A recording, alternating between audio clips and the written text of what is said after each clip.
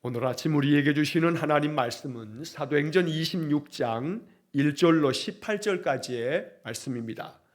사도행전 26장 1절로 18절까지의 말씀을 봉독하겠습니다. 아그리빠가 바울에게 이르되 너를 위하여 말하기를 내게 허락하노라 하니, 이에 바울이 손을 들어 변명하되 아그리빠 왕이여, 유대인이 고발하는 모든 일을 오늘 당신 앞에서 변명하게 된 것을 다행히 여기나이다. 특히 당신이 유대인의 모든 풍속과 문제를 아심이니이다. 그러므로 내 말을 너그러이 들으시기를 바라나이다. 내가 처음부터 내 민족과 더불어 예루살렘에서 젊었을 때 생활한 상황을 유대인이 다 아는 바라. 일찍부터 나를 알았으니 그들이 증언하려 하면 내가 우리 종교의 가장 엄한 팔을 따라 바리새인의 생활을 하였다고 할 것이라. 이제도 여기 서서 신문 받는 것은 하나님이 우리 조상에게 약속하신 것을 바라는 까닭이니, 이 약속은 우리 12지파가 밤낮으로 간절히 하나님을 받들어 섬김으로 얻기를 바라는 바인데, 아그리빠 왕이여, 이 소망으로 말미암아 내가 유대인들에게 고소를 당하는 것이니이다. 당신들은 하나님이 죽은 사람을 살리심을 어찌하여 못 믿을 것으로 여기나이까? 나도 나사렛 예수의 이름을 대적하여 많은 일을 행하여야 될 줄 스스로 생각하고 예루살렘에서 이런 일을 행하여 대제사장들에게서 고난을 받아가지고 많은 성도를 옥에 가두며 또 죽일 때에 내가 찬송 투표를 하였고, 또 모든 회당에서 여러 번 형벌하여 강제로 모독하는 말을 하게 하고 그들에 대하여 심히 격분하여 외국 성에까지 가서 박해하였고, 그 일로 대제사장들의 고난과 위임을 받고 다메섹으로 갔나이다. 왕이여, 정오가 되어 길에서 보니 하늘로부터 해보다 더 밝은 빛이 나와 내 동료들을 둘러 비추는지라. 우리가 다 땅에 엎드러짐에 내가 소리를 들으니 히브리 말로 이르되 사울아 사울아, 내가 어찌하여 나를 박해하느냐? 가시채를 뒷바질하기가 내게 고생이니라. 내가 대답하되 주님 누구시니까? 주께서 이르시되 나는 내가 박해하는 예수라. 일어나 너의 발로 서라. 내가 내게 나타난 것은 곧 내가 나를 본 일과 장차 내가 내게 나타낼 일에 너로 종과 증인을 삼으려 함이니, 이스라엘과 이방인들에게서 내가 너를 구원하여 그들에게 보내어 그 눈을 뜨게 하여 어둠에서 빛으로, 사탄의 권세에서 하나님께로 돌아오게 하고 죄사함과 나를 믿어 거룩하게 된 무리 가운데서 기업을 얻게 하리라 하더이다. 아멘. 자, 오늘 사도행전 26장의 이 말씀은 사도 바울이 다시 한번 그리스도의 복음을 전하는 귀한 말씀입니다. 사도행전 9장에서 바울은 그리스도를 영적으로 만납니다. 하늘에서 빛이 비추어지며 주님의 음성을 듣게 되는 바울의 회심 사건이 바로 사도행전 9장에 기록되어 있습니다.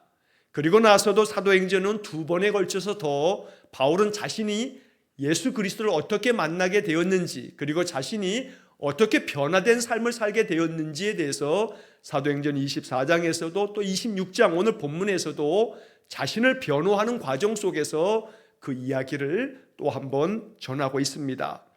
그래서 사도행전 이 28장까지의 긴 이야기 중에서 이 사도행전을 기록한 누가는 바울이 예수 그리스도를 만나게 된 이야기를 세 번에 걸쳐서 반복하고 있는 겁니다. 그만큼 바울이 그리스도를 만나 변화된 삶을 살아가게 된 것, 바울의 간증과 같은 이 말씀들이 세 번이나 기록되어진 것은 그만큼 이 말씀을 통해서 그리스도인들에게 전하고 싶었던 그러한 뜻이 아주 명확하기 때문에 우리는 이 사도행전에서 바울의 이야기를 세 번이나 이렇게 반복하여 묵상을 하게 되는 것입니다.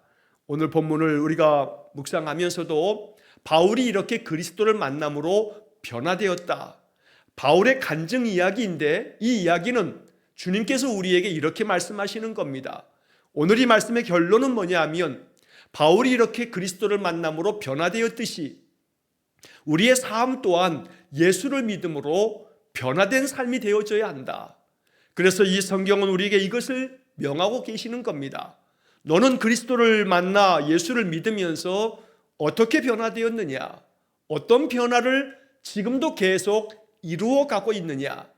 성경은 오늘 우리에게 필요한 말씀으로 주께서 우리에게 주시는 이 말씀을 통해서 우리는 오늘 나의 삶을 다시 한번 점검하고 이 말씀의 거울 앞에 나 자신을 비추는 그런 말씀이 되어야겠습니다. 자, 오늘 이 이야기는 총독 베스도가 새로 부임을 했고, 자, 이 베스도에게 이제 아그리빠 이 유대 왕이 방문을 합니다. 그러면서 이 방문한 아그리빠 왕에게 베스도 이 총독이 요청을 합니다. 그 전임 총독인 벨릭스 총독이 한 사람을 가두어두고 있는데 내가 아무리 살펴봐도 이 사람에게는 죄를 물을 것이 없는데 이 사람이 로마 시민이다 보니 로마 황제에게 가서 내 재판을 거기서 판결받겠다 하므로 로마 총독에게 보내야 되겠는데, 그렇다면 보낼 때 이 사람의 죄가 뭡니다 하고 기소 내용을 가지고 보내야겠는데 아무리 봐도 뭔가 죄를 찾을 길이 없으니 당신이 이 사람의 얘기를 들어서 이거 어떤 죄가 있다라고 하는 것을 좀 알려달라 하는 그런 취지로 이야기가 되면서 이 아그리빠 왕이 그러면 내가 이 바울이라는 사람, 이 사람의 얘기를 좀 들어보겠다 해서 이제 이튿날 이제 그들이 다 준비되어 바울을 불러내서 바울의 이야기를 듣는 겁니다. 자, 그래서 1절 말씀에 보면 아그리빠가 바울에게 이르되 너를 위하여 말하기를 내게 허락하노라 하니 이에 바울이 손을 들어 변명하되, 자, 우리 개역개정 성경에서는 변명이라고 하는 표현으로 이렇게 번역을 합니다만 세번역 성경은 모두 다 변호라고 하는 단어를 씁니다. 바울이 자기 자신을 변호하는 겁니다. 그러니까 지금 이 모든 과정은 바울의 재판 과정의 심리 과정을 겪고 있는 겁니다. 그래서 지금도 모든 법정에서 어떤 죄인을 판결 지을 때에는 그 재판장의 판결이 있기 전까지 그 죄에 대한 모든 사실들을 계속해서 검사와 변호사가 그 사건에 대한 것들을 쭉 이야기하는 그런 과정을 심리 과정이라 하는데 지금 그러한 과정을 겪고 있습니다. 자, 그런데 아그리빠가 바울에게 이렇게 말합니다. 너를 위해서 말하기를 내가 허락한다. 너에게 허락한다. 이렇게 말하고 있습니다. 그러나 사실 이 말씀을 가만히 따져보면 이 말씀은 오히려 반대의 상황임을 우리가 알아야 합니다. 무슨 이야기냐면 지금 아그리빠가 바울에게 말할 때에는 내가 너를 위해서 기회를 주는 거야. 네가 널 변호할 수 있도록, 네가 죄가 없다는 것을 네가 한번 변호해봐. 그래서 내가 너를 위해서 변호할 수 있는 기회를 너에게 허락하는 거야 라고 말하고 있는 겁니다. 그러나 사실 이 이야기는 정황상으로는 그 말이 맞겠습니다만, 그래서 표면적으로는 그것이 맞는 것처럼 보이지만, 그러나 내용적으로 우리가 이 사도행전의 관점에서 바라보게 되면 이건 반대의 상황입니다. 하나님께서 아그리빠를 위해서 바울을 통해서 복음을 들을 수 있는 기회를 하나님이 허락하신 겁니다. 그러니까 아그리빠가 바울에게 네가 너 자신을 변명할 기회를 내가 허락한다 라고 이렇게 말하고 있지만, 오히려 반대로 하나님께서 아그리빠를 위해서 바울을 통해서 복음을 들을 수 있는 기회를 하나님이 허락하신 것이다. 이게 누가복음의 관점입니다. 그러므로 오늘 이 말씀을 읽으면서 상황이 내게 주어져 있는 현실의 여러 가지 많은 일들을 바라볼 때에 어떤 관점으로 바라보느냐에 따라서 그 사건은 하나님께서 역사하시는 사건이 되기도 하고, 아니면 내 인생 삶에서 내가 계속 짊어지고 가야 할 나의 멍에만 될 수도 있음을 기억해야 됩니다. 언제나 하나님의 관점에서 하나님의 눈으로 하나님의 그 펼치시는 역사로 우리의 현실, 내 눈앞의 인생을 바라볼 수 있기를 간절히 축원합니다. 그러므로 바울에게 있어서 지금 신문을 받고 재판을 받는 과정이기 때문에 바울이 참 지금 많은 괴로움을 겪고 있는 것이구나 라고만 바라보지 마시고, 하나님께서 바울을 통해서 아그리빠 왕에게도 복음을 전하고 계시는구나, 아그리빠 왕과 베스도 총독이 또다시 하나님 말씀을 들을 기회를 주시고 있는 거구나 라고 바라본다면 이 모든 것들은 바울에게 고난과 고통이 아니라 오히려 바울의 사역이 계속 진행 중이구나 라고 하는 것으로 우리가 볼 수가 있겠다는 겁니다. 자, 이렇게 아그리빠 왕이 이야기하는 것에 이제 바울이 자기 이야기를 시작합니다.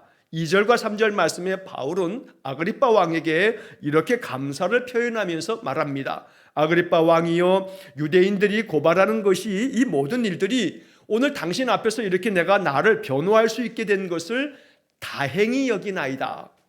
또 3절에 특히 당신이 유대인의 모든 풍속과 문제를 다 아시고 계시니 그러므로 내 말을 너그러이 들어주시기를 내가 바라나이다.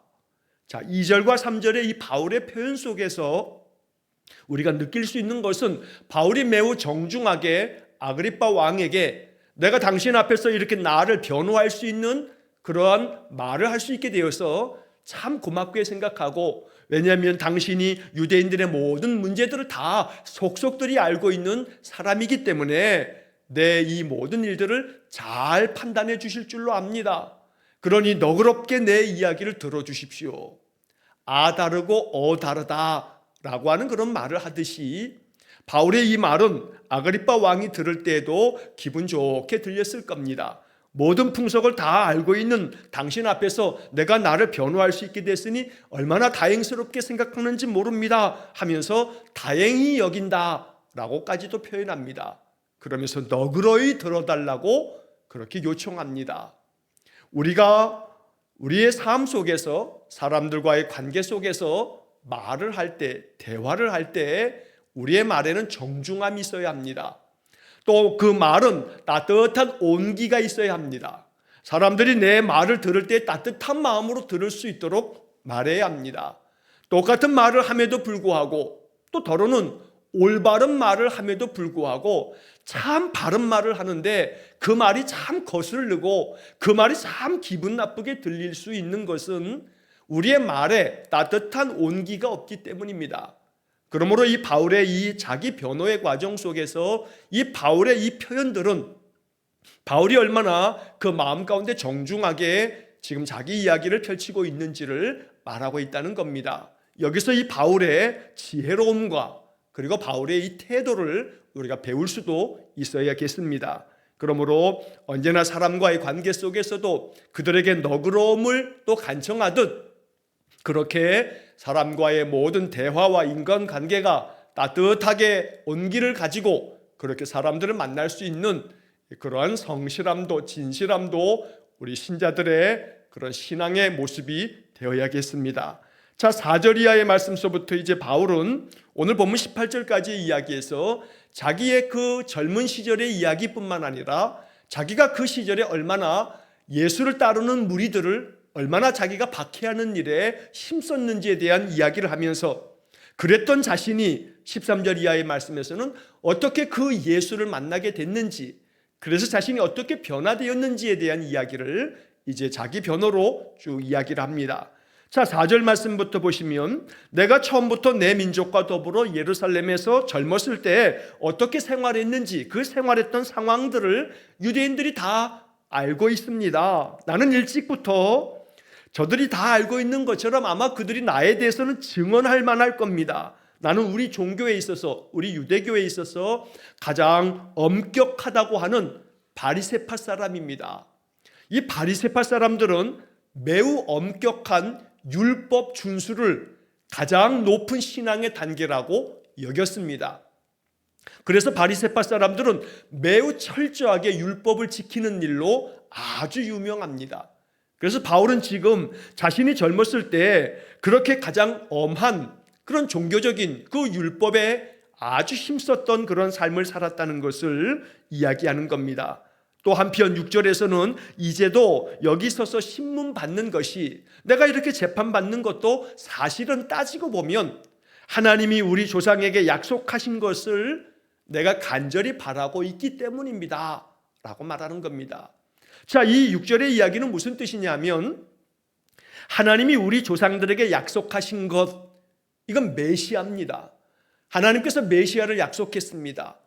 율법에서도 그러하고 선지자들의 말씀에서도 그러하고 구약 성경의 모든 것들은 하나님께서 장차 메시아를 보내겠다 약속했는데, 지금 여기 내가 재판을 받고 있는 이 문제들도 따지고 보면 하나님이 우리 조상들에게 약속하신 거, 그 메시아에 대한 이야기를 내가 늘 전하였기 때문에 그 문제 때문에 내가 지금 이렇게 신문을 받고 있는 겁니다 라는 그런 이야기입니다. 자, 7절에서 이것을 또 한 번 얘기하기를, 이 약속은 하나님이 메시아를 약속하신 이 약속, 자, 이 약속은 우리 12지파가 밤낮으로 간절히 하나님을 받들어 섬김으로 얻기를 바라는 바인데, 우리 조상들 12지파가 지금까지 간절하게 밤낮으로 하나님께 얻기를, 하나님께서 이 약속을 우리에게 허락해 주시기를 간절히 바랬던 거, 메시아를 보내달라고 우리가 그렇게 간절히 바랬던 거, 우리가 이것을 위해서 하나님 받들어 섬겼던 것인데, 나는 그 메시아를 전하였고 그 메시아를 전하는 것으로 인해서 내가 이렇게 재판을 받고 있는 것이라고 변호하는 겁니다. 자, 그래서 7절 하반절에 보면 아그리빠 왕이여, 이 소망으로 말미암아 내가 유대인들에게 고소를 당한 것입니다. 나는 이 메시아에 대한 소망을 하나님이 이루어 주셨다고, 그래서 하나님이 보내주신 예수님께서 바로 그 메시아 되신다고 나는 끊임없이 전하였고, 저들은 그 내가 전한 이 소망에 대한 이야기를 이것이 내가 잘못된노라 하면서 나를 심판하고 나를 정죄하기 위해서 이렇게 나를 고발하여 내가 이 재판정에 선 것이라고 말하는 겁니다. 그러면서 8절 말씀에 아주 의미심장한 이야기를 합니다. 당신들은 하나님이 죽은 사람을 살리심을 어찌하여 못 믿을 것으로 여기나이까? 어찌하여 하나님께서 죽은 자를 살리실 전능하신 하나님인 것을 왜 믿지 않으십니까? 당신들은 하나님을 섬기는 자라 하면서 왜 이 문제를 믿지 않습니까? 라고 이렇게 이야기하므로, 바울이 전하였던 예수 그리스도의 복음은 그리스도께서 십자가에 못 박혀 죽으셨지만 그러나 사흘 만에 하나님께서 그를 죽은 자 가운데서 다시 살리셨다. 이것이 복음의 가장 중요한 핵심인데, 왜 하나님께서 죽은 사람을 살리시는 이 사실을 어째서 못 믿을 것이라고 여기는 것입니까? 라고 말함으로써 자신이 전하였던 복음, 그리스도 예수님의 그 은혜의 복음, 그 십자가의 은혜와 또한 다시 한번 부활하심으로 잠자는 자들의 첫 열매가 되셔서 우리로 하여금 영생의 복을 얻을 수 있는 길을 열어주신 이 그리스도의 복음의 이야기를 이렇게 강조하여 전하고 있는 것입니다. 자, 이렇게 이야기할 뿐만 아니라 이제 바울은 9절 이하의 말씀에서는 나는 사실 이 예수를 따르는 자들을 핍박하는 사람이었다라고 하는 자기의 지난날의 이야기를 이야기합니다. 9절 말씀에서 나도 나사렛 예수의 이름을 대적하여 많은 일을 행하여야 될 줄 스스로 생각하고, 내가 율법에 아주 철저한 바리새파 사람이었기 때문에 이 예수를 따르는 자들에 대해서 내가 그 이름을 믿는다 하는 자들을 대적하고, 내가 저들을 대적하는 일에 많은 일을 해야겠다라고 내가 스스로 생각했던 사람입니다. 그래서 예루살렘에서 이런 일들을 내가 많이 행했습니다. 대제사장들에게 고난을 받아서 많은 성도들을 감옥에 가두었습니다. 그리고 죽일 일이 있을 때마다 내가 찬성 투표를 했습니다. 누구를 죽여야 한다 그러면 내가 앞장서서 죽이는 일에 찬성하였고, 이러한 사람들을 형벌을 가할 때에 또 강제로 그들을 모독하는 말을 하게끔 하면서, 그래서 저 예수를 따르는 자들이 그들을 아주 핍박하면서 그들 스스로가 아주 우리가 강제하여 그리스도를 모독하는 말을 하게끔 그렇게 만들었던 장본인이 바로 납니다. 그래서 그들에게 대해서 내가 심히 격분하였고, 외국 나라에 외국의 성에까지 가서 그들을 박해했으며, 이 일을 위해서 대제사장들에게 고난과 위임을 받아서 내가 또 한 번 다메섹으로 가고 있었습니다. 자, 이렇게 다메섹으로 내가 갔는데 그 가는 길에 13절에 왕이여, 내가 그때 정오가 되어서 난 12시쯤 지나가 그 길에서 하늘에서부터 해보다 더 밝은 빛이 나와 내 동행들에게 비추어서 그 빛으로 인해서 우리가 다 땅에 엎드러졌을 때 내가 또한 소리를 들었습니다. 하늘에서 빛이 해보다 더 밝은 빛이 비추어 나를 비추었고, 나는 그 하늘로부터 들리는 소리를 들었습니다. 그래서 히브리 말로 내게 말씀하시길 사울아 사울아 내가 어찌하여 나를 박해하느냐 가시채를 뒷발질하기가 내게 고생이니라. 여기 26장의 말씀에서 바울은 오늘 이 14절의 마지막 부분에서 가시채를 뒷발질하기가 내게 고생이니라 라고 하는 소리를 들었노라고 이 말씀을 전합니다. 사울아 사울아 내가 어찌하여 나를 박해하느냐.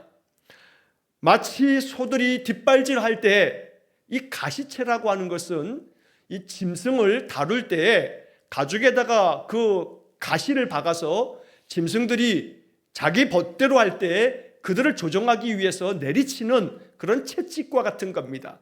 한마디로 말하면 가시가 달려있는 가시채찍. 그런데 그 가시채찍에 자기가 뒷발질을 해서 이 가시채찍을 내리차면 자기만 아플 뿐입니다. 그러니 뒷발질로 이 가시채를 그저 지가 뒷발질을 내 걷어차면 자기만 아플 뿐인데 너만 고생할 뿐이다. 결국 이 말씀은 사울아 사울아 네가 어찌하여 나를 박해하느냐. 네가 왜 나를 거역하고 나를 뒷발질하듯이 내차는 거냐. 그러다 보면 네가 너만 채찍에 찔려 너만 아플 뿐이다. 너만 고생할 뿐이다. 그러니 그러지 말고 뒷발질하지 말고 순종해라 라고 하는 그런 뜻의 의미를 담고 있는 겁니다. 어찌하여 나를 박해하고 나에 대해 뒷발질하느냐. 너의 그 뒷발질은 가시채에다가 너가 스스로 뒷발질하는 것이니 그런 고생하지 말라라고 하는 의미로 바울이 말하고 있는 것입니다. 그래서 내가 그때 대답하기를 주님 누구십니까? 물었을 때 주님께서 나에게 말씀하시길 나는 네가 박해하는 예수라. 그러면서 주님께서는 나에게 이렇게 말씀해 주셨노라고 바울이 이제 또 이어서 16절에 일어나 너의 발로 서라.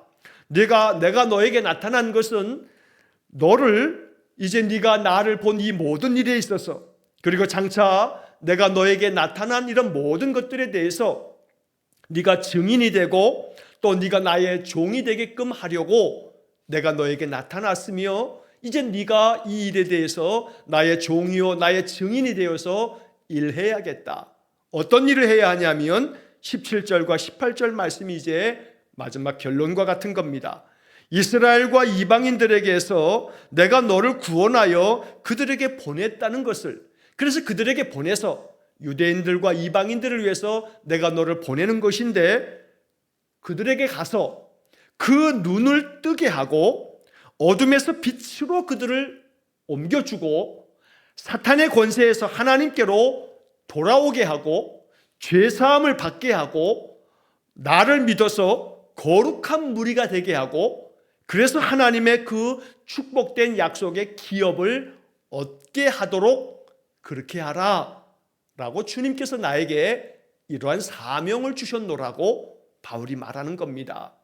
오늘 우리는 이 본문의 말씀에서 이 18절의 말씀을 마음 깊은 복음으로 받아야겠고 이것을 내 기도의 제목으로 삼아야겠습니다.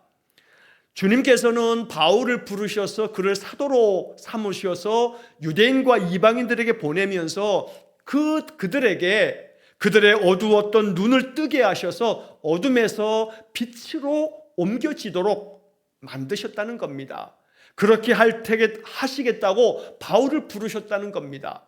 오늘 우리는 이 18절의 말씀을 내 마음의 복음으로 삼아 이렇게 기도해야 합니다. 주님, 나에게 주의 말씀, 이 복음의 말씀을 허락해 주셨으니 이 복음의 말씀들로 말미암아 내 눈을 뜨게 해 주셔서 하나님 보게 하시고 언제나 내 곁에 다가오셔서 나와 함께 계시는 주님을 느끼게 하시고 어둠에서 빛으로 내 마음 가운데 세상을 살아가면서 세상의 근심, 걱정, 염려로 말미암아 내 심령이 어두워질 때마다 어둠에서 빛으로 나의 마음 영혼을 옮겨주시고 내 마음에 드리워져 있는 모든 어둠을 다 거두어내 주시고 환한 주의 영광의 빛으로 비추어 주시고 그래서 늘 평안하며 늘 마음의 지혜가 가득함으로 인생의 모든 삶을 전혀 두려워할 것 없이 하나님 주시는 그 은혜로 말미암아 강하고 담대하게 생명의 빛을 누리며 살게 해주시고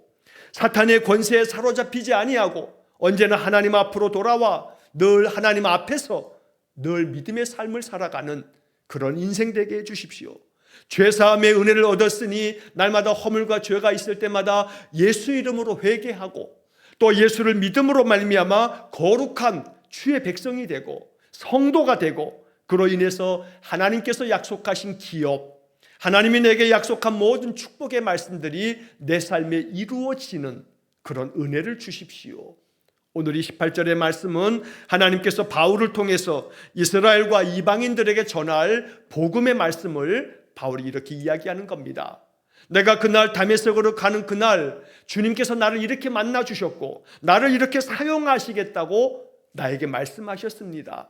그래서 내가 주님께 받은 이 사명을 가지고 유대인들과 이방인들에게 복음을 전하다가 이렇게 고발을 당해서 고소를 당해서 내가 지금 재판을 받고 있는 겁니다. 바울은 이렇게 자기 자신을 변호하고 있는 겁니다. 자, 오늘 이 26장의 이야기, 이제 오늘 18절까지를 읽었습니다만 이제 내일 19절 이하의 말씀에서 또 바울의 계속된 이야기를 우리가 듣게 됩니다. 오늘 이 본문의 이야기에서 바울이 아그리빠 왕과 베스도 총독들 앞에서 또 많은 고관들 앞에서 그리스도의 복음을 지금 전하고 있습니다. 바울은 자기 자신을 지금 재판받는 과정으로 괴로워하면서 억울한 마음 때문에 그렇게 자기 변호하기에 급급한 그런 상황으로 얘기하는 게 아닙니다. 또다시 저들에게까지 복음을 전할 수 있는 기회를 주셨구나.